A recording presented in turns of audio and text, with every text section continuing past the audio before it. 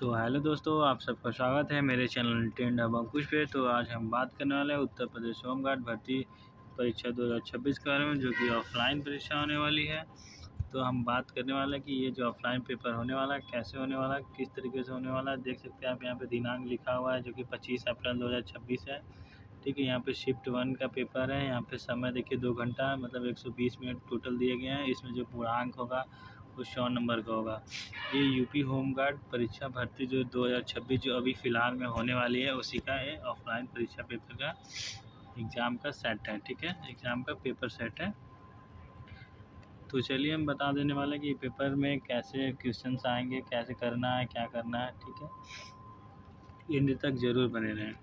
देखिए यहाँ पे निर्देश दिया हुआ, निर्देश में पहला में लिखा हुआ सभी प्रश्न बहुविकल्पीय हैं।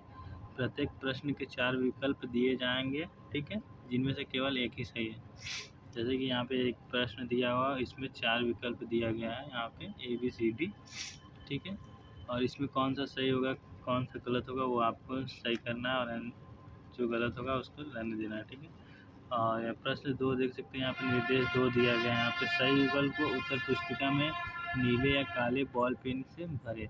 यहाँ पे जो हम लोग को OMR शीट जो मिला रहेगा उसमें हमें गोला करना है। जैसे वहाँ पे गोला दिया रहेगा तो उसको ऐसे गोला करना है, ना कि गोले से बाहर भी नहीं ले जाना है, ना गोले से कम रखना है। ठीक है, पूरा गोला जितना उसमें दिया रहेगा, जो आपको उसमें ऑप्शन में दिया रहेगा A B C D। आपको मान लीजिए यहाँ पे दिया है भारत का संविधान कब लागू हुआ था, तो इसका आंसर हो जाएगा B। उसमें OMR शीट में जो B वाला ऑप्शन, उसमें जो B में गोला रहेगा उसको आपको गोला कर देना है। ठीक है, इसमें ये बोला जा रहा है। ठीक है, और इसमें निर्देश 3 में देखेंगे गलत उत्तर पर नकारात्मक अंकन, मतलब जो निगेटिव मार्किंग है वो गलत, इसका कोई है नहीं, निगेटिव मार्किंग का कोई नंबर कटने वाला नहीं है।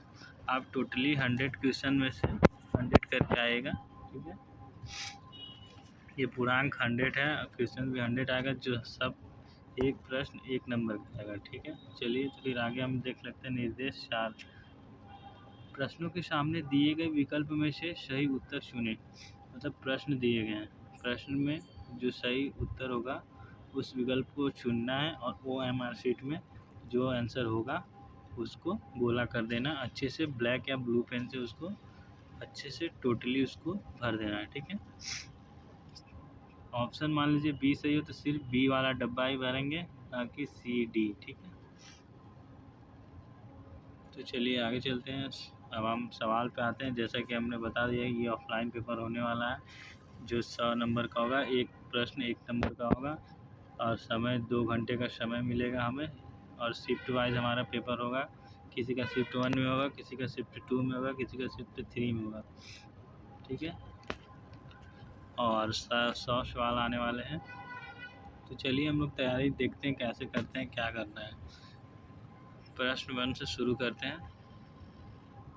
भारत का संविधान कब लागू हुआ था? इसका आंसर हो जाएगा 26 जनवरी। हम देखते हैं आपकी तैयारी कितनी हुई है, कितना आपने तैयारी किया अभी तक। अपना स्कोर कमेंट में ज़रूर बताएं, और वीडियो अच्छा लगे तो चैनल को ज़रूर सब्सक्राइब करें। सब्सक्राइब करने से कोई पैसे नहीं कटते हैं। अगर आपके में इंसानियत है तो सब्सक्राइब करना तो बनता ही है। दूसरा प्रश्न दूसरे पे आते हैं। भारतीय संविधान की प्रस्तावना में समाजवादी और धर्मनिरपेक्ष शब्द कब जुड़ गए थे? मैं आपको 4 सेकंड का टाइम देता हूँ, आप इसका आंसर सोचिए कि इसका आंसर कौन सा होगा। भारतीय संविधान की प्रस्तावना में समाजवादी और धर्मनिरपेक्ष शब्द कब जुड़ गए थे? तो इसका आंसर हो जाएगा ऑप्शन ए हो जाएगा 42वां संशोधन 1976 में जोड़े गए थे। ठीक है, और यहाँ पे चलते हैं प्रश्न 3 पे। प्रश्न 3 बोल रहा है कि भारत में राष्ट्रपति का चुनाव कौन करता है? अगर आपका इसका आंसर पता है तो आप कमेंट में ज़रूर बता सकते हैं। इसका आंसर जैसे इसमें दिया है ऑप्शन में लोकसभा, राज्यसभा, संसद के दोनों सदन और निर्वाचन महाविद्यालय। ठीक है, तो इसका आंसर हो जाएगा ऑप्शन डी हो जाएगा। ठीक है, ऑप्शन डी, और पहले वाला का हो जाएगा ऑप्शन ए, दूसरे वाला का ऑप्शन ए, और पहले वाला का ऑप्शन बी। ठीक है, देखते चलेंगे हम लोग, कोई सवाल गड़बड़ नहीं करना है। और मैं आपको एक बात और बता देने वाला हूँ, ये जो मैं क्वेश्चन जो यहाँ पे दिया हूँ इसका आंसर दे रहा हूँ, लास्ट में हम रिवाइजन करने के लिए सबका आंसर साथ में ही देंगे, एक लाइन बाई लाइन सबका आंसर एक साथ ही रैपिड रिवीजन की तरह करेंगे। ये तो मान लीजिए MCQs है, वो डायरेक्ट रहेगा, ठीक है। चलते हैं सवाल नंबर 4 पे। भारत में आपातकाल की घोषणा किस अनुच्छेद के अंतर्गत की जाती है?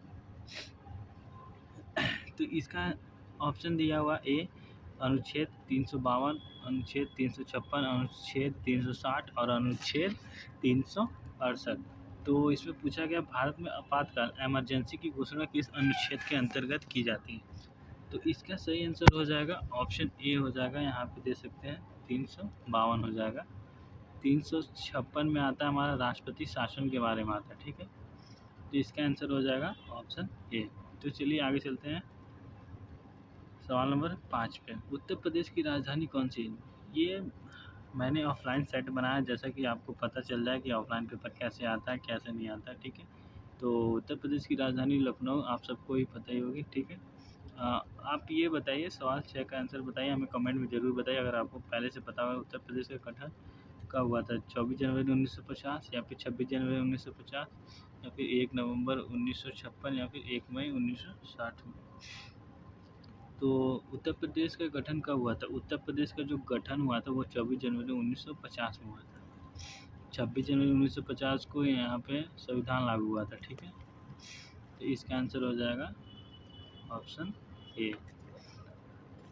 सतवा देखते हैं हम। उत्तर प्रदेश का प्राचीन नाम क्या था?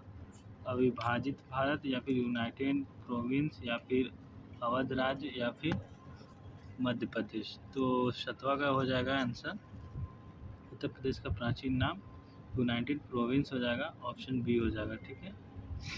एक बार मैं आप लोग की तसल्ली के लिए सबका आंसर लगा दे रहा हूँ। इसका पहला का बी हो जाएगा, दूसरा का ए हो जाएगा, तीसरा का डी हो जाएगा और चौथा का ए हो जाएगा और 5वां का लखनऊ हो जाएगा, ठीक है। और 6वां का हो जाएगा ए हो जाएगा और 7वां का हो जाएगा बी हो जाएगा। चलिए आगे चलते हैं हम लोग। अब सवाल नंबर 8 पे आते हैं हम लोग। उत्तर प्रदेश में कुल कितने मंडल हैं? अगर आप यूपी होमगार्ड की तैयारी अगर सच में और अच्छे मन से करने जा रहे हैं और किया है आपने, तो इसका आंसर आपको ज़रूर पता होना चाहिए। उत्तर प्रदेश में कुल कितने मंडल हैं, जो कि ऑप्शन में दिया है 16, 18, 20 और 22। तो इसका आंसर हो जाएगा ऑप्शन बी हो जाएगा 18। अब कमेंट में बताइए आपका स्कोर कितना आ रहा है, सच सच बताना है। अगर आप यूपी होमगार्ड की मेहनत सच्चे मन से कर रहे हैं, अगर आप कोई यूपी होमगार्ड की कोई खिलवाड़ अगर नहीं कर रहे हैं, अगर आप सीट का जो गरीबों की सीट अगर आप नहीं मारना चाहते हैं तो। सवाल नंबर 9। उत्तर प्रदेश में कुल कितने ज़िले हैं? तो इसका ऑप्शन है 65, 65 है, 70 है और 75 है और 80 है। तो उत्तर प्रदेश में कुल कितने ज़िले हैं? उत्तर प्रदेश में कुल 75 ज़िले हैं, ठीक है। इसका आंसर हो जाएगा सी। 10वें पे चलते हैं हम लोग। उत्तर प्रदेश की सबसे लंबी नदी कौन सी है? तो यहाँ पूछा है यूपी की सबसे लंबी नदी कौन सी है? ऑप्शन में ए यमुना, गंगा, घाघरा और गोमती। तो इसका ऑप्शन हो जाएगा सी, गंगा, ठीक है। ताजमहल कहाँ स्थित है? ऑप्शन 11 पूछा ताजमहल कहाँ है? लखनऊ में, आगरा में, कानपुर, फिरोजाबाद। तो ताजमहल तो आगरा में है। और ताजमहल की खोज किसने की थी? ताजमहल बनवाया किसने था, ये बताइए अब कमेंट में। 12 में चलते हैं। काशी विश्वनाथ मंदिर किस शहर में स्थित है? अयोध्या में, प्रयागराज में, वाराणसी या फिर मथुरा में। तो इसका सही आंसर हो जाएगा वाराणसी, ऑप्शन सी हो जाएगा, ठीक है। ऑप्शन सी हो जाएगा। मथुरा में कृष्ण मंदिर है, अयोध्या में राम मंदिर है, ठीक है। आपको याद रखना है। प्रयागराज क्या है? प्रयागराज गंगा और यमुना का संगम स्थल है। सारनाथ कहाँ है? ऑप्शन 13 में देखिए, ऑप्शन 13 पूछा है सारनाथ कहाँ है? सारनाथ कहाँ? ए वाराणसी, बी लखनऊ, सी गाजीपुर, डी बरेली। तो सारनाथ हमारे वाराणसी में है, ऑप्शन ए सही हो जाएगा, जो कि बिल्कुल सही है। और 14 पे चलते हैं हम लोग। 14 पे उत्तर प्रदेश का राज्य पशु कौन सा है? यूपी का राज्य पशु पूछा है, ना कि भारत का। भारत का पूछेगा राज्य पशु तो बाघ हो जाएगा, अगर यूपी का पूछा है तो बारहसिंगा हो जाएगा। ठीक है, ऑप्शन ए जो कि बिल्कुल सही है। ये नील गाय नहीं होगा, चिंकारा भी नहीं होगा, गौर भी नहीं होगा। इसका ऑप्शन हो जाएगा बारहसिंगा। ठीक है, अब 15 पे चलते हैं। उत्तर प्रदेश की राज्य पक्षी कौन सी? यूपी की राज्य पक्षी पूछा है, तो ये जो मोर है ये भारत का राज्य पक्षी है मोर, तो ये नहीं होगा, ये सारस होगा। ऑप्शन 2 तोता भी नहीं होगा और मैना भी नहीं होगा। ठीक है, चलिए आगे चलते हैं हम लोग। इसका आंसर मैं फिर से एक बार लगा देना चाहता हूँ। उत्तर प्रदेश में कुल कितने मंडल है? 18 मंडल है। और उत्तर प्रदेश में कुल कितने ज़िले हैं? 75 ज़िले हैं। उत्तर प्रदेश में सबसे लंबी नदी गंगा नदी। ताजमहल आगरा में स्थित है, और काशी विश्वनाथ जो कि हमारे वाराणसी में स्थित है। सारनाथ ये भी वाराणसी में है। उत्तर प्रदेश का राज्य पशु कौन सा है? बारहसिंगा है, और यूपी का राज्य पक्षी सारस। तो चलिए आगे चलते हैं।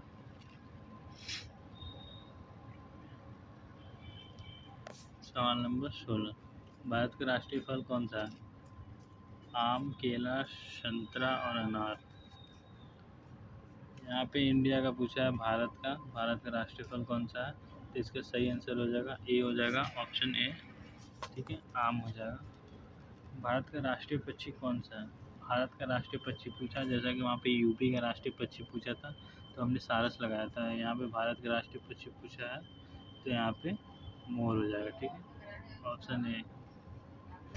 कबूतर नहीं होगा, सारस नहीं होगा, तोता नहीं होगा। ठीक है, चलिए आगे चलते हैं 18 पे। भारत के राष्ट्रीय पशु बाघ है, जैसा कि मैंने पहले ही बताया था। कई लोग शेर में कन्फ्यूजन हो जाए, शेर नहीं होगा, ना ही हाथी होगा और ना ही चीता। हाथी एक जगह पूछता है कि भारत का सबसे बलहरी जानवर, मतलब सबसे ताकतवर जानवर के बारे में पूछता है, तो इसका हाथी लगा है। भारत का राष्ट्रीय नदी कौन सी है? भारत की राष्ट्रीय नदी गंगा, यमुना, नर्मदा, गोदावरी। तो इसका आंसर हो जाएगा गंगा। ऑप्शन 20 पे चलते हैं हम लोग। ठीक है, ये इसका आंसर काट देते हैं, नहीं तो आपको कन्फ्यूजन होगा। भारत का राष्ट्रीय खेल कौन सा है? भारत का राष्ट्रीय खेल हॉकी है। ठीक है, क्रिकेट नहीं होगा, कबड्डी भी नहीं होगा, खो खो भी नहीं होगा। तो चलिए आगे चलते हैं।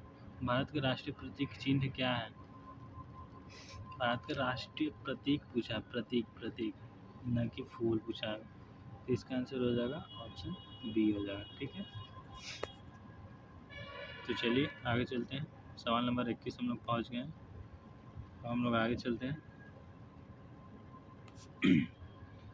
सवाल नंबर 22 पे चलते हैं। भारत की संसद कितने सदनों की है? भारत की जो संसद है उसमें कितने सदन होते हैं? एक होते हैं, दो होते हैं, या तीन होते हैं, या चार? अगर आप यूपी होमगार्ड की तैयारी किया, अगर आपने अच्छे से तैयारी किया तो आपको इसका आंसर ज़रूर पता होगा। इसका आंसर हो जाएगा ऑप्शन बी हो जाएगा, दो होगा, सदन लोकसभा और राज्यसभा। ठीक है, अगर अंग पूछे तो अंग में 3 होगा आंसर, अंग में 3 होगा, इसका सही आंसर 2 होगा। ठीक है, लोकसभा में अधिकतम कितने सदस्य हो सकते हैं? 500, 545, फिर 552 या फिर 600। तो इसका सही आंसर हो जाएगा, लोकसभा में अधिकतम सदस्यों की संख्या जो होती है 552 अधिकतम अगर पूछेगा तो। यहाँ पे देख सकते हैं राज्यसभा में अधिकतम कितने सदस्य हो सकते हैं? 28 हो सकते हैं। ठीक है, इसका सही आंसर हो जाएगा ऑप्शन बी। तो चलिए आगे चलते हैं। भारत में राष्ट्रपति का कार्यकाल कितना होता है? भारत में जो राष्ट्रपति होता है, भारत के राष्ट्रपति प्रेसिडेंट होता है, उसका कार्यकाल कितना होता है? 4 वर्ष, 5 वर्ष, 6 वर्ष या फिर 7 वर्ष? ज़्यादातर लोग इसमें कन्फ्यूजन होते हैं 5 वर्ष और 6 वर्ष में। ठीक है, तो इसका सही आंसर होगा 5 वर्ष। इसमें मैं एक चीज़ बता देने वाला हूँ, यहाँ पे देखिए पूछा गया है राष्ट्रपति के बारे में कि भारत के राष्ट्रपति का कार्यकाल कितना होता है, तो 5 वर्ष होता है। अगर यही पूछेगा कि भारत में राज्यपाल का कार्यकाल, यहाँ पे देखिए पूछा गया ना राज्यपाल का कार्यकाल 6 वर्ष का होता है। ठीक है, और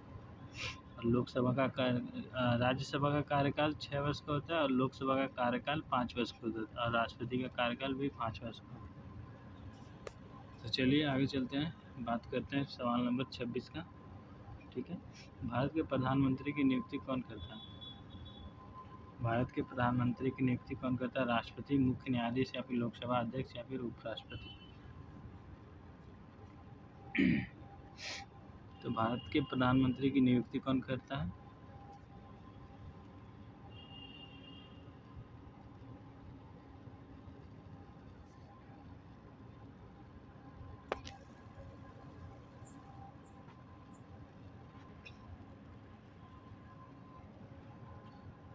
तो इसका सही आंसर हो जाएगा राष्ट्रपति। ठीक है, भारत के प्रधानमंत्री नियुक्ति जो है राष्ट्रपति करता है। और 27 नंबर सवाल पे चलते हैं। भारत का नियंत्रक एवं महालेखा परीक्षक जो CAG होता है, CAG किसे नियुक्त करता है, मतलब किसे नियुक्त करता है? ठीक है, तो राष्ट्रपति, प्रधानमंत्री, लोकसभा अध्यक्ष या फिर वित्त मंत्री। तो इसका सही आंसर हो जाएगा ऑप्शन ए, राष्ट्रपति। ठीक है, तो चलिए आगे चलते हैं। यहाँ पे देख सकते हैं सवाल नंबर 28, भारत का सर्वोच्च न्यायालय कहाँ स्थित है? भारत का जो सर्वोच्च न्यायालय जो सुप्रीम कोर्ट है वो कहाँ है? मुंबई में है या फिर कोलकाता या फिर चेन्नई या फिर नई दिल्ली? मुंबई में तो ज़्यादातर बैंक होते हैं। ठीक है, तो इसका सही आंसर हो जाएगा सर्वोच्च न्यायालय कहाँ है? भारत का सर्वोच्च न्यायालय नई दिल्ली में। ऑप्शन डी बिल्कुल सही है। ठीक है, सवाल नंबर 29 से चलते हैं। भारतीय संविधान कब लागू हुआ? भारत का जो संविधान कब लागू हुआ था? जैसे कि मैंने बताया था, सवाल नंबर 1 में ही बताया था भारत का संविधान कब लागू हुआ था। तो जिसका आंसर हो जाएगा ऑप्शन सी हो जाएगा 26 जनवरी 1950। सवाल नंबर 30 पे चलते हैं। संविधान सभा के स्थायी अध्यक्ष कौन थे? संविधान सभा के देखिए, एक स्थायी अध्यक्ष थे और एक थे अस्थायी अध्यक्ष। तो संविधान सभा के अध्यक्ष तो जो थे वो डॉक्टर राजेंद्र प्रसाद थे। कई लोग क्या करते हैं कि भीमराव अम्बेडकर मार के आते हैं। तो इसका सही आंसर हो जाएगा doctor Rajendra Prasad, option A हो जाएगा। ठीक है, देखिए आप देख सकते हैं हम लोग पेज नंबर 2 पे हैं। पेज नंबर 2 पे अभी हमारे पास 7 पेज हैं, मतलब 5 पेज और बचे हुए हैं। तो इसीलिए चलिए जल्दी जल्दी चालू करते हैं, आगे चलते हैं। समय का हमें देख के चलना, हमारे पास समय सिर्फ 120 मिनट का ही रहता है। सवाल नंबर 31 पे चलते हैं हम लोग। भारतीय संविधान का मूल ढांचा सिद्धांत किन्होंने प्रतिपादित किया? जो भारतीय संविधान का जो मूल ढांचा था, सिद्धांत किसने प्रतिपादित किया? अगर आप इस सवाल का आंसर जान रहे हैं तो आप हमें कमेंट में बताएं, क्योंकि मुझे 100% गारंटी है कि इस सवाल का आंसर ज़्यादातर लोगों को नहीं पता होगा। भारतीय संविधान का मूल ढांचा सिद्धांत किसने प्रतिपादित किया था? ए डॉक्टर भीमराव अम्बेडकर, केशवनाथ भारती या फिर MC सेटालवाड़, ठीक है, या फिर SR बोम्मई। ठीक है, तो इसका सही आंसर हो जाएगा केशवनाथ भारती। ठीक है, भारतीय संविधान का मूल ढांचा सिद्धांत किसने प्रतिपादित किया था? केशवनंद भारती ने। यहाँ पे देख सकते हैं क्या दिया है, न्यूनतम आय योजना किस वर्ष प्रारंभ की गई? न्यूनतम आय योजना किस वर्ष प्रारंभ की गई थी? तो इसका सही आंसर हो जाएगा 1974 हो जाएगा। ठीक है, चलिए आगे चलते हैं। भारत में राष्ट्रीय आपातकाल की अधिकतम अवधि कितनी हो सकती है? जो भारत में राष्ट्रीय आपातकाल लगता है, वो उस जो आपातकाल लगता है उसकी अधिकतम अवधि, अधिकतम समय कितनी हो सकती है? 3 माह, 6 माह, 1 वर्ष या फिर 3 वर्ष?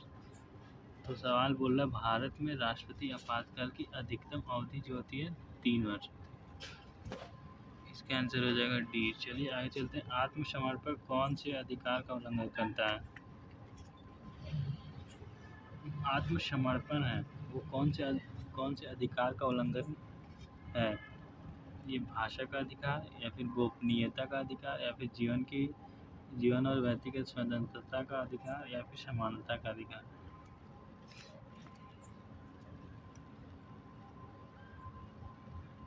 तो इसका सही आंसर हो जाएगा जीवन और व्यक्तिगत स्वतंत्रता का अधिकार।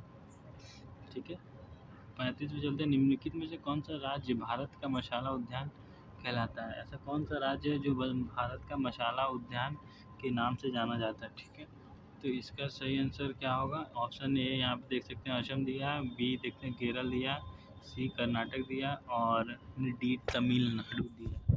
तो इसका सही आंसर हो जाएगा क से केरल। 36 पे चलते हैं हम लोग। रक्त की अनुपस्थिति में कौन सा विटामिन एनीमिया उत्पन्न करता है? विटामिन ए या फिर विटामिन B12 या फिर विटामिन सी या फिर विटामिन डी? रक्त की अनुपस्थिति में पूछा है यहाँ पे, याद रखिएगा, अनुपस्थिति में कौन सा विटामिन एनीमिया उत्पन्न करता है? इसका सही आंसर हो जाएगा ऑप्शन बी हो जाएगा, विटामिन B12। चलिए आगे चलते हैं,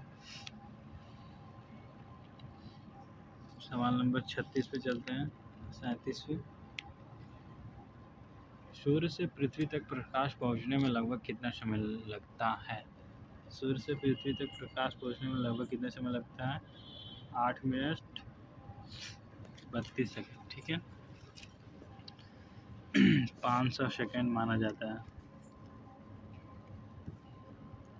कंप्यूटर, ये देखिए आप, हम 38 पे आ गए। कंप्यूटर में ALU का क्या अर्थ है? कंप्यूटर में जो है ALU जो होता है उसमें उसका अर्थ क्या है? यहाँ पे देख सकते हैं, option A automatic logic unit, या फिर एडवांस लॉजिकल यूनिट, या फिर ऑटोमेटिक लैंग्वेज यूनिट, या फिर आर्टिफिशियल लर्निंग यूनिट। तो कंप्यूटर में जो ALU होता है उसको बोलते हैं अर्थमेटिक लॉजिक यूनिट, ठीक है। ऑप्शन ए हो जाएगा इसका सही आंसर। सवाल नंबर 39 पे चलते हैं। भारत का प्रथम उपग्रह कौन सा है?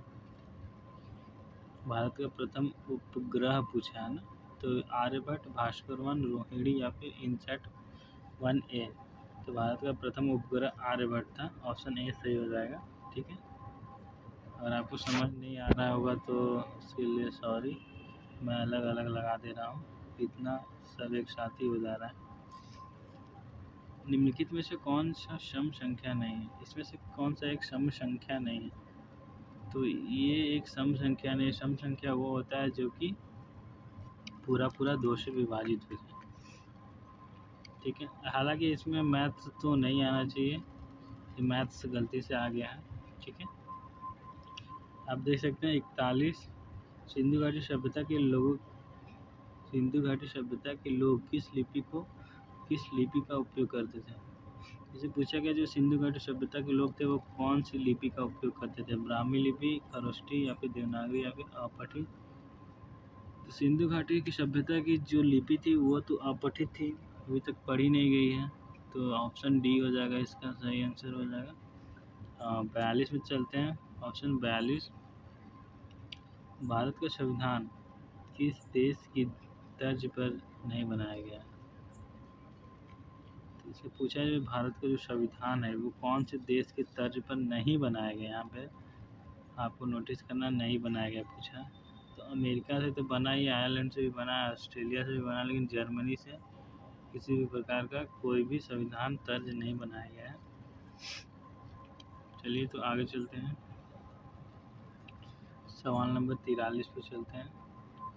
धारा 144 दंड प्रक्रिया संहिता किस उद्देश्य से लगाई जाती है? धारा 144 दंड प्रक्रिया संहिता किस उद्देश्य से लगाई जाती है? शांति एवं सुरक्षा बनाए रखने के लिए, कर वसूली के लिए, या फिर यातायात नियंत्रण, या फिर एक तो गायब हो गया है, इसका सही आंसर हो जाएगा ऑप्शन हो जाएगा शांति एवं सुरक्षा, शांति रखने हेतु, ठीक है। ये देख सकते हैं इसमें मैथ आ गया, इसको भी हटा दीजिए यहाँ पे, ये मैथ्स आ गया, यहाँ पे मैथ्स नहीं है, इसमें हो जाएगा 45। निम्नलिखित में से कौन सी गैस ज्वलन का समर्थन नहीं करती है? ऐसी कौन सी गैस है जो ज्वलन का समर्थन नहीं करती है? ऑक्सीजन, अब आग लगने के लिए ऑक्सीजन की तो आवश्यकता होती है, नाइट्रोजन का भी, हाइड्रोजन का भी, कार्बन डाइऑक्साइड इसका सही आंसर हो जाएगा। यहाँ पर देख सकते हैं पेज नंबर 3 है, अभी हमें 4 पेज और देखना है, तो वीडियो में एंड तक ज़रूर बने रहें। अगर वीडियो आपको अच्छा लग रहा है तो आप वीडियो को सब्सक्राइब करें, जैसा कि मैंने पहले बता रखा है कि सब्सक्राइब करने के पैसे नहीं कटते हैं। अगर आपका दिल बड़ा है तो आप सब्सक्राइब जरूर करें, ठीक है, सब्सक्राइब करना ना भूलें। अगर आपको वीडियो पसंद आ रही हो तो आप कमेंट में ज़रूर बताएं, और आप अपना स्कोर ज़रूर बताइएगा, ठीक है। और यहाँ पे चलते हैं, सवाल नंबर 46 है। भारतीय संविधान में मौलिक कर्तव्यों को किस अनुच्छेद में शामिल किया गया है? जो भारतीय संविधान है उसमें जो मौलिक कर्तव्य है उसको किस आर्टिकल में शामिल किया गया है, मतलब कौन से अनुच्छेद में, ठीक है। तो आर्टिकल जो इसमें पूछ रहा, इसमें जो ऑप्शन ए है अनुच्छेद 48 का ए, या फिर अनुच्छेद 51, या फिर अनुच्छेद 51 का ए, या फिर अनुच्छेद 32। तो इसका सही आंसर क्या हो जाएगा? इसका सही आंसर हो जाएगा अनुच्छेद 51 का ए, आर्टिकल 51 का ए। अब चलते हैं सवाल नंबर 47 पे। भारत में वित्त आयोग का गठन किस अनुच्छेद के अंतर्गत किया जाता है? जो भारत में जो वित्त आयोग है उसका जो गठन होता है वो किस आर्टिकल के अंतर्गत किया जाता है? तो इसका सही आंसर हो जाएगा आर्टिकल 280। ठीक है, जैसे कि मैंने बोला है 100 क्वेश्चन करना है तो 100 क्वेश्चन करके जाना, लास्ट में आपको रिवाइजन भी कराने को मिलेगा, रिविजन करने को मिलेगा। ठीक है, 48 में चलते हैं हम लोग। दांडी यात्रा का नेतृत्व किसने किया था? गांधी जी ने, जवाहरलाल नेहरू, या फिर सुभाष चंद्र बोस, या फिर सरदार पटेल? तो दांडी यात्रा का नेतृत्व किसने किया था? गांधी जी। हाँ, गांधी जी। दांडी यात्रा का नेतृत्व गांधी जी ने किया था, 1930 में किया था।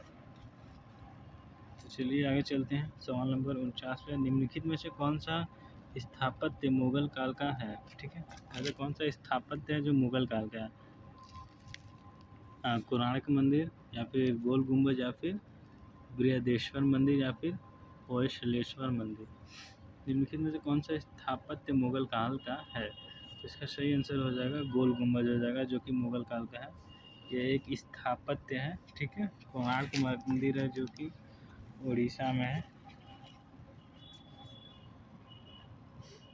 अब यहाँ पे देख सकते हैं पिट्स इंडिया एक्ट कब पारित हुआ था?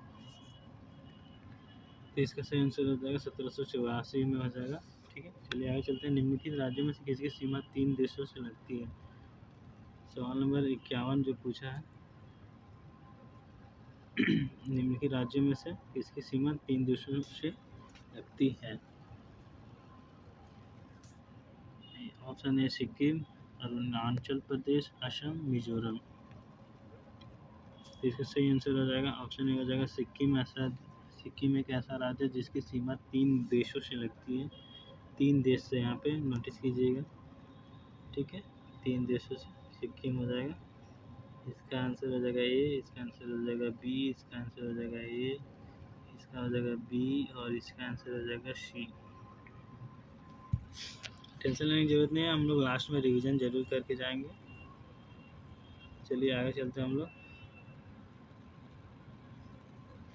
भारत का राष्ट्रीय पुष्प कौन सा है? भारत का राष्ट्रीय पुष्प तो कमल ही है। यूपी का राष्ट्रीय पुष्प क्या है आप बताइए हमें कमेंट में ज़रूर।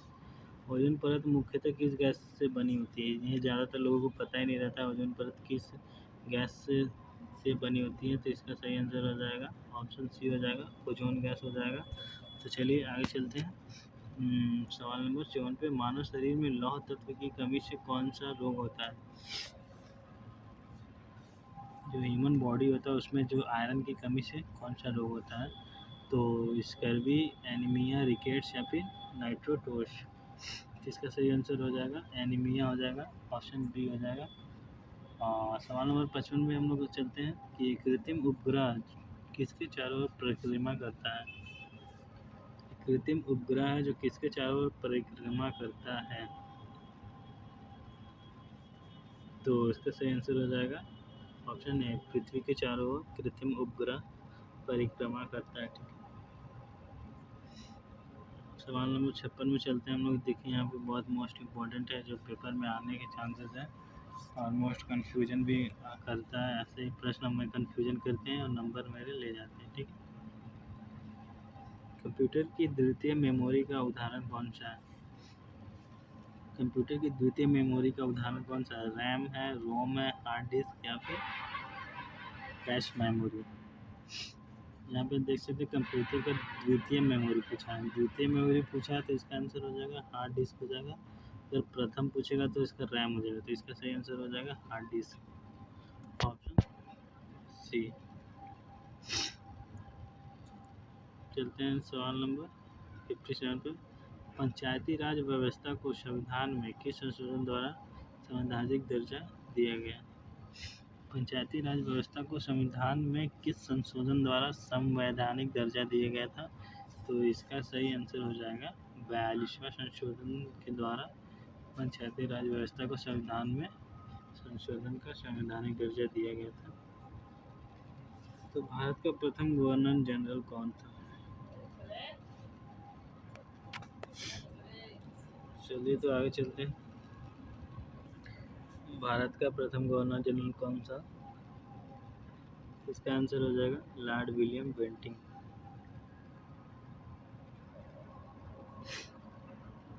सवाल नंबर 59, सूचना का अधिकार अधिनियम कब लागू हुआ?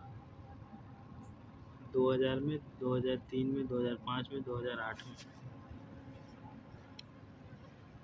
इसका सही आंसर हो जाएगा 2005। सूचना का अधिकार अधिनियम 2005 में लागू हुआ था। ठीक है, तो चलिए आगे चलते हैं।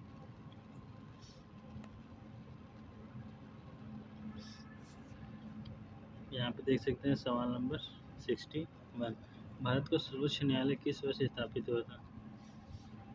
भारत का जो सुप्रीम कोर्ट है किस वर्ष स्थापित हुआ था? इसकी स्थापना कब हुई थी? 1947, 1948, 1950, 1952। तो इसका सही आंसर क्या हो जाएगा? इसका सही आंसर हो जाएगा 1950, ऑप्शन सी हो जाएगा। ठीक है, चलिए आगे चलते हैं 62 पे। 62 पे चलते हैं। इसमें देख सकते हैं भारतीय संविधान की प्रस्तावना में पंथनिरपेक्ष शब्द कब जोड़ा गया था? जैसे कि उसमें पंचायती राज व्यवस्था किस संशोधन में हुआ था वो पूछा था, तो इसमें पूछ रहा है भारतीय संविधान की प्रस्तावना में पंथनिरपेक्ष शब्द कब जोड़ा गया था? तो इसका सही आंसर हो जाएगा 42वां संशोधन 1976 में जोड़ा गया था पंथनिरपेक्ष। ठीक है,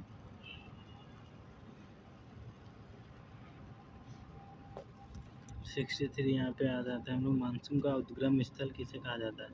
ये मानसून में उसका उद्गम स्थल किसे कहा जाता है? इसका रूस हो जाएगा, या फिर भूमध्य सागर, या फिर अरब सागर, या फिर बंगाल की खाड़ी।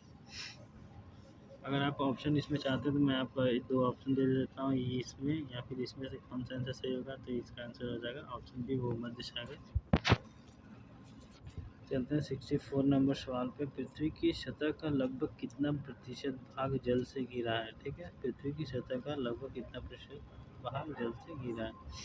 तो 51%, या फिर 61, या फिर 71, या फिर 81%? पृथ्वी की सतह का लगभग कितना प्रतिशत भाग जल से घिरा? तो इसका सही आंसर हो जाएगा 71%। ठीक है, 71% जो भाग है वो जल से घिरा हुआ। जो नर्मदा बचाओ आंदोलन का नेतृत्व 65 में देख सकते हैं। सवाल नंबर 65, नर्मदा बचाओ आंदोलन का नेतृत्व किसने किया था? तो ऑप्शन मेघा पाटकर, इंदिरा गांधी, या फिर सुंदरलाल बहुगुणा कसाब।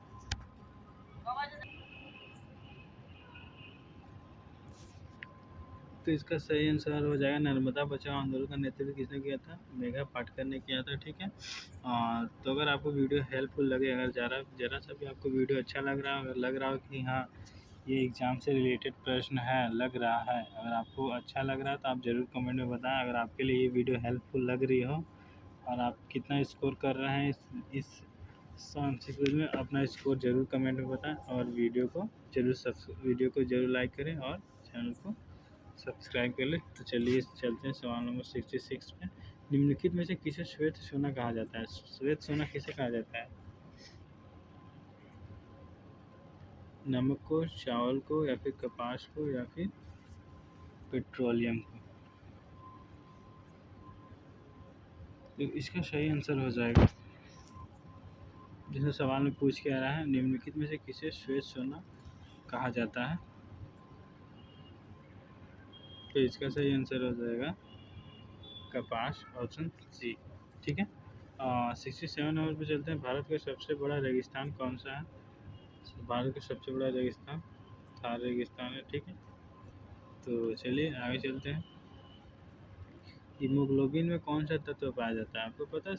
सवाल नंबर 68 का जो हीमोग्लोबिन में कौन सा तत्व पाया जाता है? तो इसका सही आंसर हो जाएगा ऑप्शन ए, आयरन हो जाएगा। कैल्शियम तो नहीं होगा, सोडियम भी नहीं होगा, और पोटेशियम भी नहीं होगा। ये देखिए सबसे मोस्ट इम्पॉर्टेंट क्वेश्चन है, जो कि आप लोगों ने अभी तक शायद पढ़ा भी नहीं हो। ओलंपिक खेलों का आयोजन कितने वर्ष में एक बार होता है? जो ओलंपिक खेल होता है वो कितने वर्ष में एक बार होता है? 4 वर्ष में जो कि एक बार होता है। ठीक है, तो चलिए आगे चलते हैं। ये जो है सवाल नंबर 70, ये चिपको जो आंदोलन था वो किस राज्य में प्रारंभ हुआ? चिपको आंदोलन तो वृक्षारोपण से रिलेटेड था, ठीक है, जो कि उत्तराखंड राज्य से प्रारंभ हुआ था। सवाल नंबर 71 पे चलते हैं हम लोग, ठीक है। निम्नलिखित में से कौन सा विटामिन धूप के संपर्क से शरीर को बनाता है, शरीर में बनता है, मतलब कौन सा ऐसा विटामिन है जो धूप के संपर्क में शरीर में बनता है? और एक सवाल ऐसे भी आता है, मतलब शरीर में बनने वाले ऐसे कौन से विटामिन हैं, उसके नाम बताइए। शरीर में जो बनता है वो 2 विटामिन होते हैं, जो विटामिन डी और विटामिन ई होता है, ठीक है। विटामिन डी और विटामिन ई जो शरीर में बनने वाले 2, ठीक है। चलिए सवाल नंबर 72 पर चलते हैं। विश्व की सबसे ऊंची चोटी कौन सी है? इसका सही आंसर हो जाएगा माउंट एवरेस्ट हो जाएगा, बी। सवाल नंबर 73 पे चलते हैं। भारत छोड़ो आंदोलन के समय कांग्रेस अध्यक्ष कौन थे? ये मोस्ट इम्पॉर्टेंट प्रश्न है। देखिए पूछा गया भारत छोड़ो आंदोलन के समय कांग्रेस के अध्यक्ष कौन थे। तो अगर हम लोग बात किया जाए, भारत छोड़ो आंदोलन जो था महात्मा गांधी ने इसका नारा दिया था, और ये भारत छोड़ो आंदोलन जो 1942 में हुआ था। और यहाँ पे पूछा जा रहा है कि इसके कांग्रेस अध्यक्ष कौन था उस समय, तो इसका आंसर हो जाएगा ऑप्शन डी, मौलाना आज़ाद हो जाएगा, ठीक है। ये देखिए पूछा है सवाल नंबर 74 में, ये जो कि यूपी जीके से अलग है, ये जनरल नॉलेज से रिलेटेड है। कंप्यूटर की इनपुट डिवाइस का उदाहरण कौन सा है? मतलब ऐसा कौन सा डिवाइस है जो इनपुट है, कंप्यूटर में जो इनपुट का काम करता है? तो इसका ऑप्शन है मॉनिटर, प्रिंटर, कीबोर्ड या फिर स्पीकर। तो इसका सही आंसर हो जाएगा कीबोर्ड। चलिए आगे चलते हैं हम लोग। सवाल नंबर 75, संविधान के किस अनुच्छेद में मौलिक अधिकारों का उल्लेख है? मतलब ऐसा कौन सा संविधान है, संविधान के किस अनुच्छेद में मौलिक अधिकारों का उल्लेख किस में मिलता है? तो इसका हो जाएगा ऑप्शन 32 से 51, ये तो नहीं होगा, ऑप्शन डी भी नहीं होगा। इसमें दो से देखिए, ए या फिर बी, इन दोनों में से एक होगा। तो इसका सही आंसर हो जाएगा ऑप्शन बी, 14 से 32, ठीक है। चलिए आगे चलते हैं। आशा करते हैं कि आपको ये वीडियो जरूर हेल्पफुल लग रही हो। पहले आप फटाफट लाइक करें वीडियो को और चैनल को सब्सक्राइब जरूर करें, ठीक है। तब तक हम 4 सेकंड का पॉज लेने वाले हैं, तब तक आप वीडियो को लाइक करें और चैनल को सब्सक्राइब करें। और अभी तक आपको वीडियो कैसा लगा ये भी कमेंट में ज़रूर बताएं।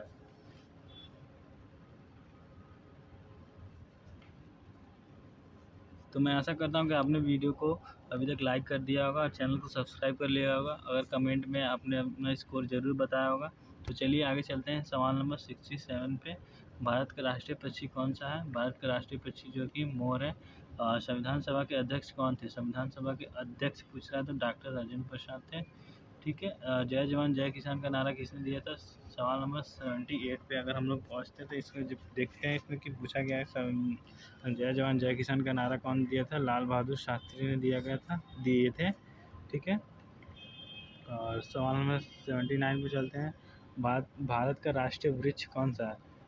भारत का राष्ट्रीय वृक्ष पूछा है तो इसका हो जाएगा ए नीम दिया, बी बरगद दिया, सी पीपल दिया है, डी आम दिया है।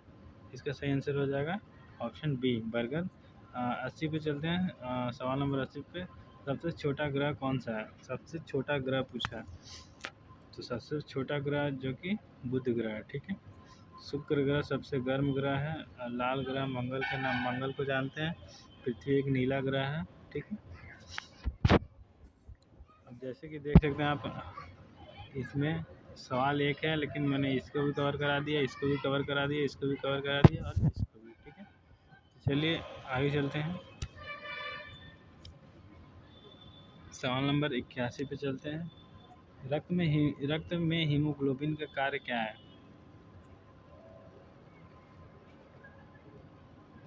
रक्षा करना, ऑक्सीजन ले जाना, पाचन करना, ऊर्जा बनाना। तो रक्त में हीमोग्लोबिन का कार्य है ऑप्शन बी, ऑक्सीजन ले जाना, ठीक है। तो चलिए आगे चलते हैं। हरित क्रांति किससे संबंधित है? हरित क्रांति जो है, सवाल नंबर 82, हरित क्रांति किससे संबंधित है? उद्योग से संबंधित है, कृषि से संबंधित है, शिक्षा से संबंधित है या फिर ऊर्जा से संबंधित है? तो इसका सही आंसर हो जाएगा ऑप्शन बी, कृषि। 83 पे चलते हैं। भारत का राष्ट्रीय खेल कौन सा है? हॉकी हो जाएगा इसका आंसर। और पूछा गया विश्व पर्यावरण दिवस कब मनाया जाता है? 5 जून, 15 अगस्त या फिर 26 जनवरी या फिर 2 अक्टूबर? तो विश्व पर्यावरण दिवस 5 जून को मनाया जाता है। ऑप्शन ए हो जाएगा इसका आंसर। और 85 की बात किया जाए तो कंप्यूटर का मस्तिष्क किसे कहा जाता है? रैम को, सीपीयू को, आरओएम या फिर हार्ड डिस्क को? ये देख सकते हैं आप। आरएएम रैम का हो जाएगा full form random access memory. CPU का कंट्रोल प्रोसेसिंग यूनिट। और रैम का रैंडम रीड ओनली मेमोरी हो जाएगा, आरओएम का फुल फॉर्म। इसका सही आंसर हो जाएगा सीपीयू। कंप्यूटर का मस्तिष्क सीपीयू को कहते हैं। तो आगे चलते हैं हम लोग। कंप्यूटर का मस्तिष्क तो मान लो ये हो गया, सीपीयू को कहते हैं। सूर्य किस प्रकार का तारा है? इसमें देखिए पूछा गया है 86 में, सूर्य किस प्रकार का तारा है? छोटा, मध्यम, बड़ा या फिर विशाल? अब ज़्यादातर लोग सोचेंगे कि सूर्य एक तारा है, सूर्य जो कि बहुत ही विशाल है, जो बहुत गर्मी देता है। तो इसका आंसर मध्यम हो जाएगा, विशाल नहीं होगा, ठीक है।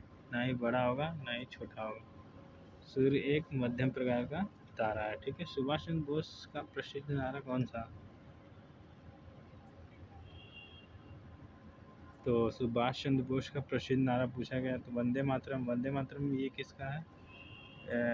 बंकिम चट्टोपाध्याय जी का है, ये नहीं होगा। सुभाष चंद्र बोस का प्रसिद्ध नारा इनकलाब जिंदाबाद, ये तो भगत सिंह ने दिया था, ये भी नहीं होगा। करो या मरो का नारा तो गांधी जी ने दिया था। तो इसका सही आंसर हो जाएगा जय हिंद, ठीक है।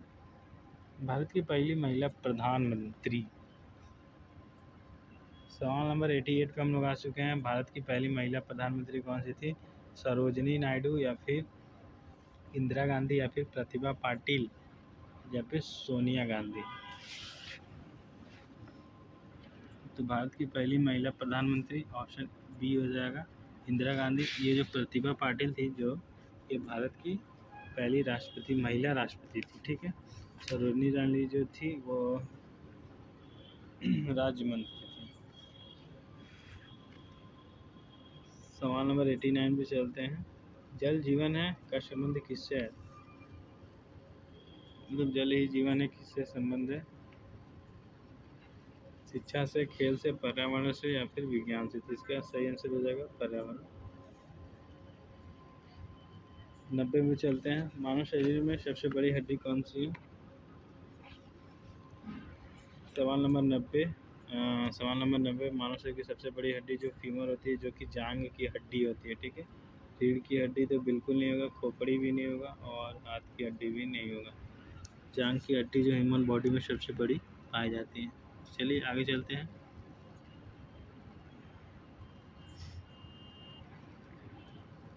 सवाल नंबर 91 पे हम लोग आ चुके हैं, आप सब देख सकते हैं, ठीक है। भारत का सबसे बड़ा राज्य क्षेत्रफल की दृष्टि से कौन सा है? भारत का सबसे बड़ा राज्य जो है क्षेत्रफल की दृष्टि से कौन सा है? उत्तर प्रदेश, महाराष्ट्र, राजस्थान या फिर मध्य प्रदेश? तो भारत का सबसे बड़ा राज्य जो कि क्षेत्रफल की दृष्टि से अगर देखा जाए, भारत का सबसे बड़ा राज्य है क्षेत्रफल की दृष्टि से राजस्थान, ठीक है। गंगा नदी का उद्गम स्थल कहाँ है? जो गंगा नदी है उसका जो उद्गम स्थल है वो है गंगोत्री। अगर यमुना का पूछेगा तो यमुना का यमुनोत्री हो जाएगा, या फिर ब्रह्मपुत्र नदी का संगम स्थल पूछेगा तो तिब्बत हो जाएगा। गोदावरी नदी का पूछेगा तो गोदावरी नदी का तो दक्षिण भारत हो जाएगा। नर्मदा नदी का अगर उद्गम स्थल पूछ जाएगा तो मध्य भारत हो जाएगा, ठीक है। तो सवाल नंबर 93 पे हम लोग चलते हैं। जैसे कि हमने देखा कि हम लोगों ने लगातार इस वीडियो पे बने रहे हैं, तो आशा करते हैं कि आपको वीडियो पसंद आ रही हो, ठीक है। लास्ट में आपको स्कोर भी बताना है और हमें लास्ट में रिवीजन भी करना है, ठीक है। भारत का राष्ट्रीय फल कौन सा है? भारत का राष्ट्रीय फल आम है, जैसा कि हम लोग पहले ही पढ़ रखा है। सवाल नंबर 94 पे चलते हैं। भारतीय रिजर्व बैंक की स्थापना कब हुई थी? 1933, 1934 या फिर ऑप्शन सी 1935 या फिर 1947। 1947 में तो हमारा देश आज़ाद हुआ था भाई, तो ये ऑप्शन कैसे होगा? भारतीय रिजर्व बैंक की स्थापना कब हुई थी? 1933 में हुई थी, ठीक है। तो आशा करते हैं वीडियो आपको पसंद आ रही हो, तो चलिए आगे चलते हैं। लॉ देखिए इसमें दिया है 95। लॉ अयस्क का प्रमुख उत्पादन राज्य कौन सा है? झारखंड, छत्तीसगढ़, उड़ीसा या फिर उपरोक्त सभी। तो इसका सही आंसर हो जाएगा उपरोक्त सभी हो जाएगा, ठीक है।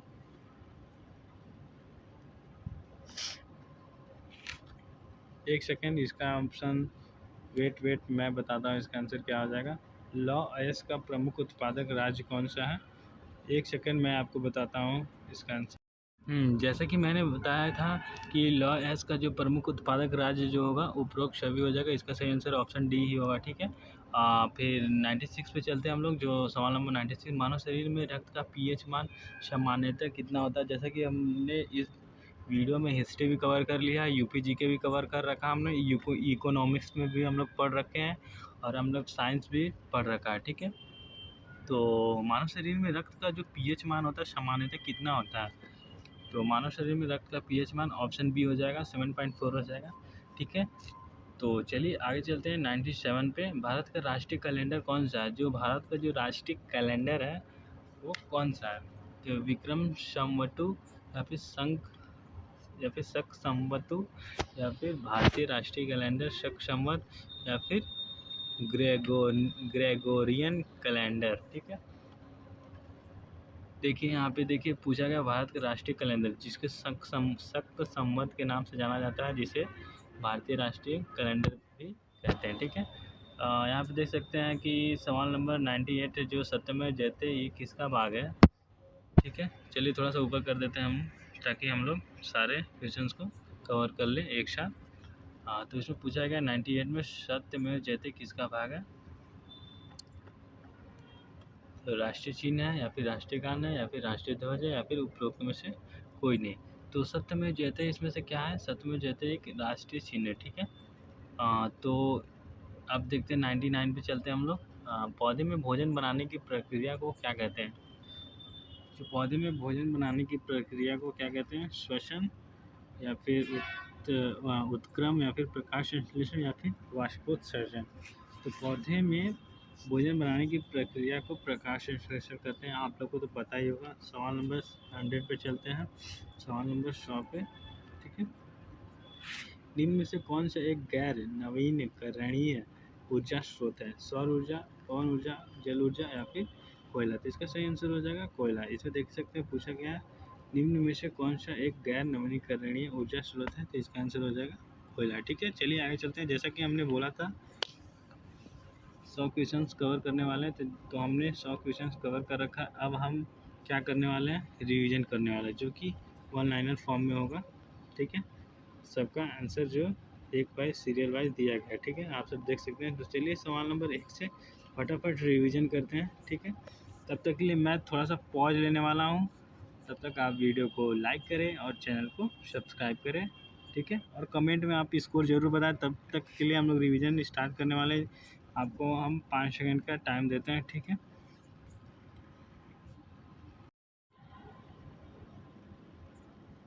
तो चलिए शुरू करते हैं। यहाँ पे आप देख सकते हैं, यहाँ पे प्रश्न संख्या लिखा हुआ है, यहाँ पे विषय लिखा हुआ है, यहाँ पे सही उत्तर लिखा हुआ है। जैसे 1 2 3 4 5, और यहाँ पे देख सकते हैं यहाँ पे प्रश्न लिखा हुआ है, इसके जस्ट सामने लिखा हुआ है उत्तर लिखा हुआ है, ठीक है। तो चलिए शुरू करते हैं 1 से। भारत का संविधान कब लागू हुआ था? 26 जनवरी 1950 को भारत का संविधान लागू हुआ था। समाजवादी और निरपेक्ष शब्द कब जोड़े गए थे? ठीक है, तो इसका सही आंसर हो जाएगा 42वां संशोधन, जो कि 1976 में जोड़ा गया था, ठीक है। भारत में राष्ट्रपति का चुनाव कौन करता है? निर्वाचित महाविद्यालय, इलेक्ट्रोकल लिखा हुआ है, इलेक्ट्रोलल कॉलेज, ठीक है। यहाँ पे देख सकते हैं 4, भारत में आपातकाल किस अनुच्छेद के तहत लागू हुआ था? तो अनुच्छेद 352, जैसे कि मैंने ऊपर बताया था, ठीक है। और यहाँ पे देख सकते हैं सवाल नंबर 5, उत्तर प्रदेश की राजधानी कौन सी है? तो इसका सही आंसर हो जाएगा लखनऊ। ठीक है, उत्तर प्रदेश की राजधानी लखनऊ। तो चलिए आगे चलते हैं, वीडियो को देर ना करते हुए आगे बढ़ते हैं। सवाल नंबर 6, उत्तर प्रदेश का गठन कब हुआ था? उत्तर प्रदेश का जो गठन हुआ था वो 24 जनवरी 1950 को हुआ था। ठीक है, और 7वां पे चलते हैं हम लोग। उत्तर प्रदेश का प्राचीन नाम क्या था? यूनाइटेड प्रोविंस नाम था। ठीक है, इसको संयुक्त प्रांत के नाम से भी जाना जाता है। ठीक है, उत्तर प्रदेश में कुल कितने मंडल हैं? उत्तर प्रदेश में कुल 18 मंडल है। ठीक है, उत्तर प्रदेश में कुल कितने ज़िले हैं?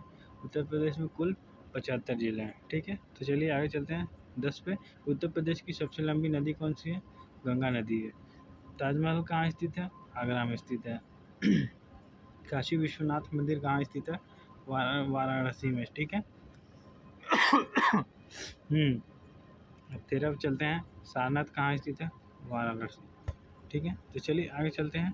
13 क्वेश्चन हम लोग ने अभी तक पढ़ रखा है। तो चलिए आगे देखते हैं 14 नंबर का। उत्तर प्रदेश का राज्य पशु कौन सा है? बारहसिंगा। देखिए, उत्तर प्रदेश का राज्य पशु पूछा है इसलिए बारहसिंगा है। उत्तर प्रदेश का राज्य पशु पूछा है, यहाँ पे सारस हो जाएगा। फिर देखते हैं यहाँ पे प्रश्न हम लोग देखते हैं 16 का। भारत का राष्ट्रीय फल कौन सा है? तो भारत का राष्ट्रीय फल आम हो जाएगा, जो कि बिल्कुल सही है। भारत का राष्ट्रीय पक्षी मोर। भारत का राष्ट्रीय पशु बाघ। ठीक है, तो चलिए आगे चलते हैं। भारत का राष्ट्रीय नदी कौन सी है? गंगा नदी। ठीक है, भारत का राष्ट्रीय खेल हॉकी। ठीक है, भारत का राष्ट्रीय प्रतीक चिन्ह क्या है? अशोक स्तंभ। ठीक है, भारत का जो राष्ट्रीय प्रतीक जो चिन्ह है, जैसे कि मैंने ऊपर बताया था MCQs करवाते टाइम, इसीलिए इसका अशोक स्तंभ आंसर हो जाएगा। ठीक है, भारत की संसद कितने सदनों की होती है? जैसे कि मैंने बताया था 22 नंबर सवाल का, भारत की जो संसद होती है वो कितने सदनों की है? तो वो 2 सदन की होती है। क्यों, कौन कौन से? एक लोकसभा और एक राज्यसभा। अगर पूछेगा कि भारत के संसद के कितने अंग हैं, तो अंग की बात करेगा तो उसमें 3 आ जाएगा। ठीक है, तो इसका सही होगा 2 आंसर हो जाएगा। ठीक है, लोकसभा में अधिकतम कितने सदस्य हो सकते हैं?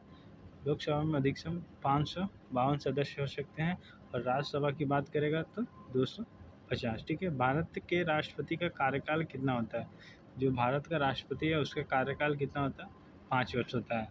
और जो भारत का जो लोकसभा होता है उसका जो कार्यकाल होता है 5 वर्ष। ठीक है, और राज्यसभा जो होता है उसका कार्यकाल 6 वर्ष होता है। ठीक है, तो चलिए आगे चलते हैं। हमने 25 अभी तक लगा रखे हैं, 25 क्वेश्चन। तो चलिए आगे चलते हैं, रिवीजन करते हैं फटाफट।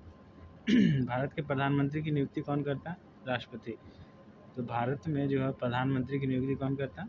राष्ट्रपति करता है। ठीक है, भारत का नियंत्रण एवं महालेखा परीक्षक CAG किसे नियुक्त करता है?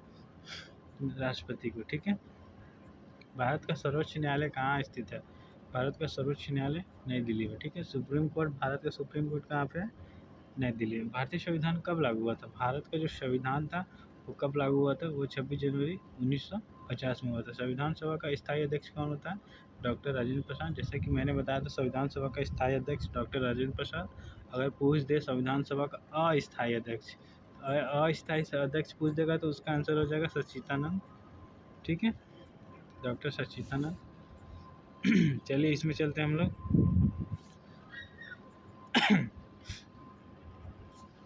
इसमें देखिए, इसमें पूछा गया भारतीय संविधान का मूल ढांचा सिद्धांत। ठीक है, अब इसमें देख सकते हैं, इसमें विषय प्रश्न भी दिया है, इसमें सही उत्तर भी दिया है, और कुछ कुछ जो प्रश्न है उसका स्पष्टीकरण भी किया है। ठीक है, अब भारतीय संविधान का मूल ढांचा सिद्धांत, भारतीय संविधान का मूल ढांचा सिद्धांत किसने दिया था? केशवानंद भारती जी ने दिया था, जो कि 1973 में इस प्रसिद्ध मामले में सर्वोच्च न्यायालय ने यह सिद्धांत दिया था। ठीक है, 1973 के इस प्रसिद्ध मामले में सर्वोच्च न्यायालय ने यह सिद्धांत दिया था। अब सवाल नंबर 32 पे हम सब आ गए हैं। ठीक है, न्यूनतम आय योजना की शुरुआत कब हुई थी? 1974 में हुई थी। ठीक है, जैसा कि मैंने बताया था न्यूनतम आय योजना की शुरुआत 1974 में। राष्ट्रीय आपातकाल की अधिकतम अवधि कितनी होती है? राष्ट्रीय आपातकाल की अधिकतम अवधि 3 वर्ष होती है। ठीक है, जैसे कि मैंने पहले बताया था तो आशा करता हूँ कि आपको वीडियो पसंद आ रही हो, तो आई होप आप वीडियो को ज़रूर लाइक करें और चैनल को सब्सक्राइब करना ना भूलें, ठीक है। सब्सक्राइब करने में कुछ नहीं जाता भाई, सब्सक्राइब कर दो। ये इसमें देखिए पूछा गया है आत्मसमर्पण उल्लंघन। ये आत्मसमर्पण जो उल्लंघन है ये किस आर्टिकल से के तहत लिखा गया है? जीवन और व्यक्तिगत स्वतंत्रता का अधिकार। ये जो आर्टिकल है वो 21 के तहत है, ठीक है। आर्टिकल 21 के तहत जीवन और व्यक्तिगत स्वतंत्रता का अधिकार है, जिसमें आत्मसमर्पण उल्लंघन के नाम से भी जाना जाता है, ठीक है। अब हम लोग आ गए सवाल नंबर 35। भारत का मसाला उद्यान, जैसे कि मैंने बताया था, भारत का जो मसाला उद्यान कहाँ पे है? केरल में, ठीक है। देखिए यहाँ पे लिखा हुआ स्पष्टीकरण करते हुए कि केरल को अपनी मसाला खेती के लिए कहा जाता है, ठीक है, स्पाइसेस गार्डन ऑफ इंडिया, ठीक है। सवाल नंबर 36 पे चलते हैं। एनीमिया उत्पन्न करने वाला विटामिन कौन सा है? तो B12 है, विटामिन B12। इसकी कमी से घातक एनीमिया होता है, ठीक है, पर्सीनियस एनीमिया, ठीक है। देख सकते हैं आप लोग। जैसे कि मैंने वीडियो में स्टार्टिंग में जब MCQs कराया तो मैंने आपको बता रखा था। 37 मिनट चलते हैं। सूर्य से पृथ्वी तक प्रकाश का समय, ठीक है, 8 मिनट 20 सेकेंड, ठीक है। औसतन समय लगभग 500 सेकेंड या 8 मिनट 20 सेकेंड होता है। ALU क्या अर्थ है? ये जो कंप्यूटर में होता है, ठीक है। देखिए यहाँ पे स्पष्टीकरण किया गया, ये कंप्यूटर प्रोसेसर का वह हिस्सा है जो गणितीय गणना करता है, ठीक है। ये कंप्यूटर प्रोसेसर का वह हिस्सा है जो गणितीय गणना करता है, जो गणित के रिलेटेड में काम आता है। जो ALU है उसका फुल फॉर्म हो जाएगा अर्थमेटिक लॉजिक यूनिट, ठीक है। चलिए आगे चलते हैं हम लोग। सवाल 38 हम लोगों ने कवर कर रखा है।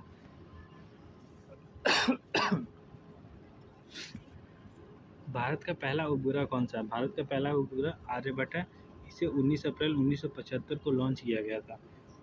आप हमारे चैनल को सब्सक्राइब करते हैं तो आपको शॉर्ट्स वीडियो भी मिलेंगे, जिसके थ्रू ये सब क्वेश्चन आपको देखने को मिलेंगे। प्लस में आपको गवर्नमेंट एग्ज़ाम से रिलेटेड कौन सा गवर्नमेंट एग्ज़ाम कब निकल रहा है, कितने तारीख को निकल रहा है, उसमें कितना फ़ीस है, उसमें कितना डेट है, कब तक एग्ज़ाम का लास्ट डेट है, सब देखने को मिल जाएगा, ठीक है।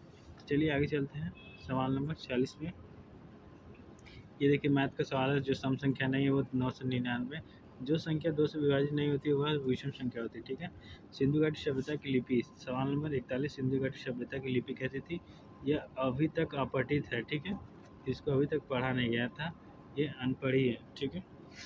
इस लिपि को अब तक पढ़ा नहीं जा सका, ठीक है। सवाल नंबर 42 पे अगर हम लोग चलते हैं तो इसकी बात अगर देखा जाए संविधान के देश से की तर्ज पर नहीं है।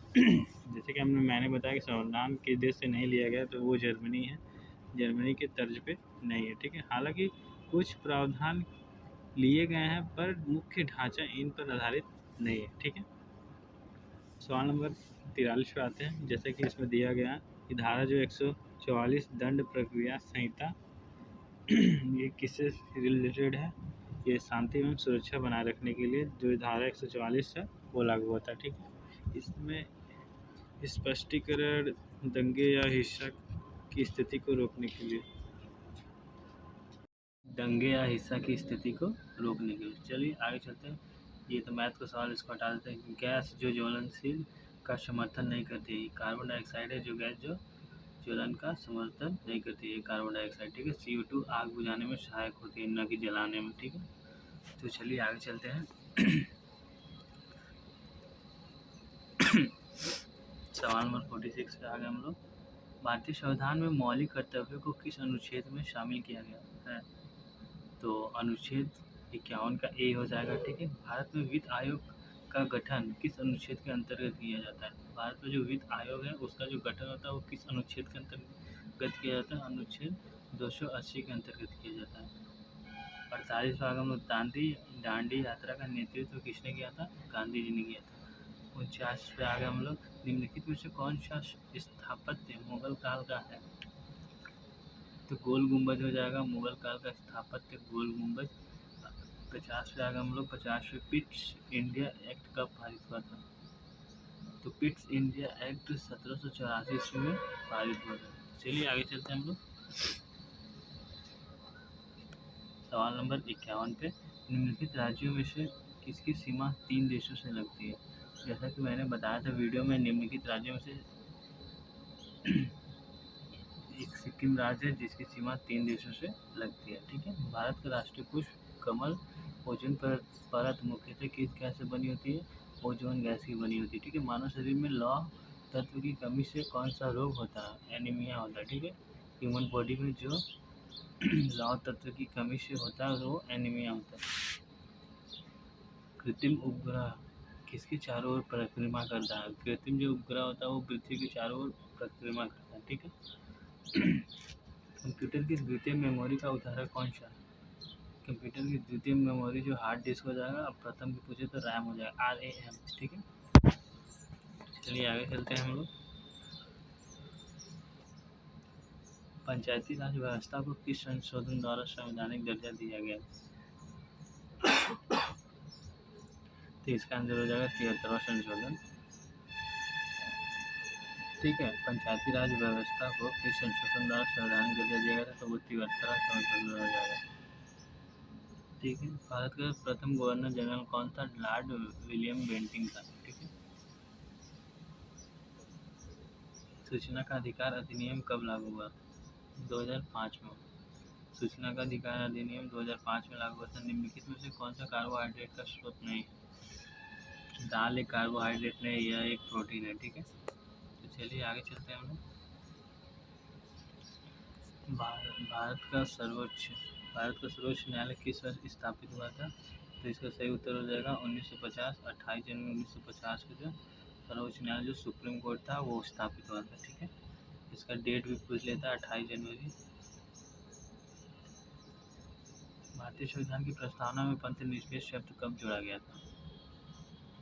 भारतीय संविधान की प्रस्तावना में पंथ निरपेक्ष जो था 42वां संशोधन, जो कि 1976 में जोड़ा गया था। ठीक है, मानसून की उद्गम स्थली किसे कहा जाता है? मानसून की जो उद्गम स्थली वो है कौन सा? भूमध्य सागर व्यापारिक हवाओं के संदर्भ में। ठीक है, चलिए आगे चलते हैं। पृथ्वी का सतह का लगभग कितना प्रतिशत भाग जल से घिरा हुआ है? पृथ्वी की सतह का लगभग कितना प्रतिशत भाग जल से घिरा हुआ है? तो 71% जो भाग है जल से घिरा हुआ है। चलिए आगे चलते हैं हम लोग। जैसे कि हमने ये पढ़ रखा था कि नर्मदा बचाओ आंदोलन का नेतृत्व किसने किया था? तो इसका सही उत्तर हो जाएगा मेघा पाटकर हो जाएगा। ठीक है, यहाँ पे आगे देखते हैं, निम्नलिखित में से किसे श्वेत सोना कहा जाता है? तो ये कपास को श्वेत सोना के नाम से जाना जाता है। तो भारत का सबसे बड़ा रेगिस्तान कौन सा है? तो भारत का सबसे बड़ा रेगिस्तान थार रेगिस्तान हो जाएगा। ठीक है,